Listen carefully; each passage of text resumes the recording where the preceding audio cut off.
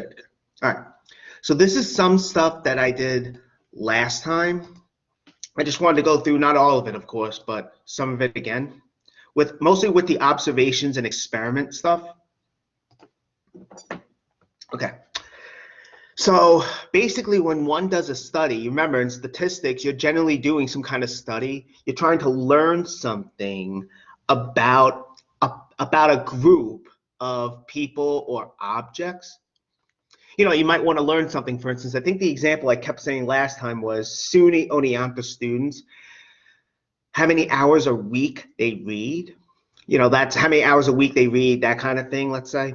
And again, the idea was, remember, you really can't study everyone in that population at once for whatever reason. You know, it might be too costly, it might be too time consuming. So what people do is they consider what's called a sample, which is supposed to be representative of the population. And there's different sampling methods that they can use. I mentioned some of those last time. Right. Okay. So generally when one does a study, you know, as I said last time, what they do is they perform what's called an observational study or an experiment. And basically with an observational study, it's really what it sounds like, in that it's really based on observations. So it's based on observations and measurements. Basically, if you draw any kind of conclusions, it's just from observing. That's really just what it's based on. You know, you're not messing with anything. Well, I shouldn't say that, but with an experiment, that's a little bit different. There, you're administering something. That's a better word. With observational study, you're not really administering anything. With an experiment, though, you are. In an experiment, that's where you're looking to see what effects a certain treatment like medicine has. You know, I don't know for sure, but I'm guessing with this vaccine, that these COVID vaccines, I'm guessing they tested them using experiments. Or really any kind of medicine, that's what they do. They use an experiment, mostly because they want to know what kind of effect it will have on a group of people. But with experiments, though, you want to make sure the medicine or whatever you're administering is the only thing that's causing the effects that you record. You know, you want to make sure there's no other outside influences that can affect the outcome. That's usually why in an experiment, let me get the laser thing, you have a treatment and or a control. We'll see, you know, today, like a placebo is applied and then you record the results. You know, again, with experiment, the best example I could think of is with medicine. You know, you give the medicine to one group of people, to the other group of people, you give them, you know, like a sugar pill or something, and you want to record what effects the medicine has on the people, on the group. But again, you know, medicine is a big example that I think that's what they use. They use experiments when they test medicine, like a vaccine, I'm pretty sure they do. If you were to test, let's say, a diet pill, you know, that's another example. You know, that's something else they might use an experiment on. You know, one group of people, they'll give the diet pill to, another group they somehow won't, but they'll observe to see, you know, if the diet pill is really working or not. But again, also with observational studies, generally those are done as opposed to experiments for ethical reasons, you know, like moral reasons. You know, for instance, as I wrote here, if you want to determine the effects smoking, you know, cigarettes could have on someone, well, you can't really do an experiment with that. You can't give a group of people cigarettes and tell them smoke this. You know, you can't do that. What you can do, however, is you can observe a group of people and see what effect smoking has already had on them.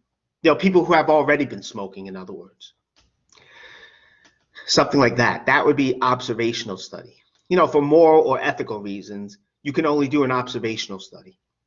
Or like not just smoking cigarettes, but illegal drugs. You know, if they want to know what effect that can have, you know, they might observe people that have been doing illegal drugs, you know, for whatever reason. So, Now, with experiments, though, you do have to be a little bit careful, okay? Because there could be this issue of confounding, okay? That basically is when two or more potential variables that could have caused the outcome, but it's not, and it's not really possible to determine which caused the outcome you have. You know, in other words, there could be more variables that you're not accounting for that could have affected the outcome. That's essentially what compounding is. So I did mention last time with students taking an exam, you know, let's say someone wants to know what effect listening to classical music before an exam, you know, if that helps people do better on an exam. You know, so what they can do is they can give a group of, let's say the examiners gave a group of students a certain exam, then they listened to classical music for however long, like, I don't know, 20 minutes or whatever. Then they took a similar exam to the first one and they observed the scores. And let's say they found out, oh, the students did very well on the second exam. Well, there's different confounding variables that could have occurred. I mean, for one thing, maybe it's not the music that made the students do better on the exam, but the fact that the music relaxed them. So if they used another technique instead of music to relax them, say, I don't know, meditation or another relaxing exercise, you know, that could have made them do better on the exam. Also, the first exam, you know, it could have been easier, or after the first exam, the students could have been warmed up and remembered the material the exam is based on, and they were more ready for the second exam. Again, there's lots of possible confounding variables one has to account for. Or going back to the diet pill example, you know, another confounding variable would be maybe the group that took the diet pill, maybe they exercised more, or maybe they changed their diet. You know, those could affect a person's weight. So, you know, those are possible confounding variables as well. Generally, with experiments, with the two groups of people, you want everything to be as identical as possible. You want the two groups to be as identical as possible, except for who gets the treatment. Excuse me, except for one group gets the treatment, whatever it is, and the other group somehow doesn't. Otherwise, confounding could occur. Okay, you know, they don't just give one group the pill and then say, okay, be back here in a month, no questions asked. You know, you don't know what they're going to do. You don't know what that group's going to do for a month. You know, they could exercise or change their diet or whatever. So, you know, that other things could affect the outcome. Are there any questions so far?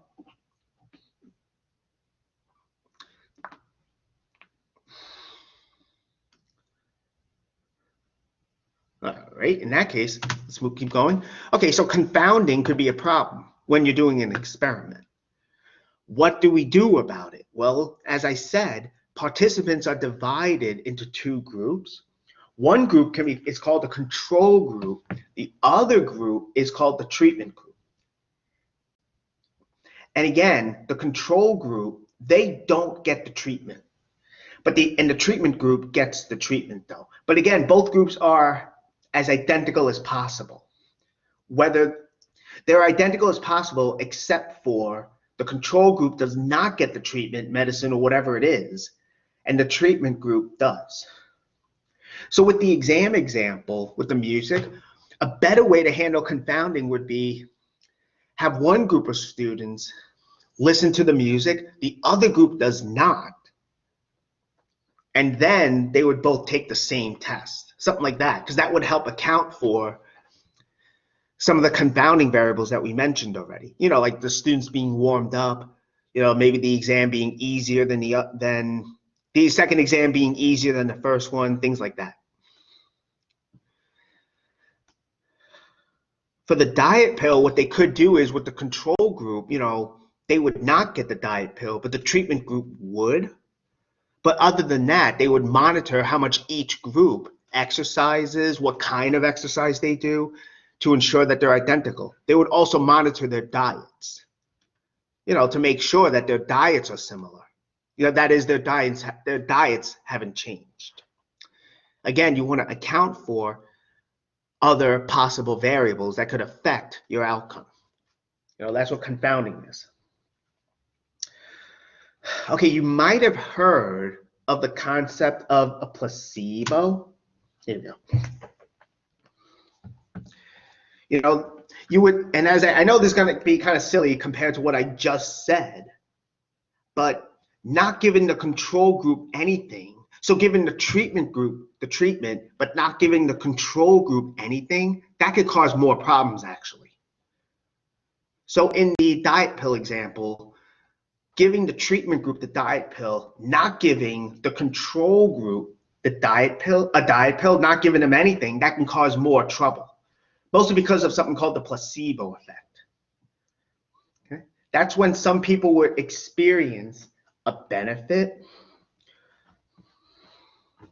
once after they're administered an inactive lookalike substance or treatment. In other words, they're given a placebo and, okay, and, did I mess up my notes? Okay.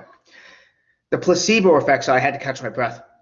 That's when people experience a benefit when they do not receive the treatment. Instead, they receive something that looks like the treatment, but it's really not the treatment. They're given something called the placebo, and they still experience a benefit from that.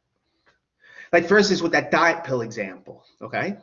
They might be given a sugar pill, let's say, instead of a diet pill. Or here's a better example. With medicine, one group might get the actual medicine, whatever it is for, and the control group might get a sugar pill, but they still report a benefit from the pill. That's what the placebo effect would be. In other words, that's when somebody experiences changes by a fake treatment, like a sugar pill. That's what the placebo effect is. Okay? So you do have to be careful with the placebo effect. In order to compensate for that, though, what can happen is the control group could be given a placebo, basically a dummy treatment. Okay? They could be given a dummy treatment or a placebo. That's when you have a placebo-controlled experiment. So it's kind of strange. In order to stop the placebo effect, you give the control group a placebo. Okay? That's what you would do. I mean, this is one that I think it was in the book. If you want to know what effect alcohol has on memory, one group would get alcohol, like alcoholic beer, I guess, and the control group would be given non-alcoholic beer. Okay? And that would be a placebo. That kind of thing. So that's what the placebo effect is. And then we have, what a placebo itself actually is.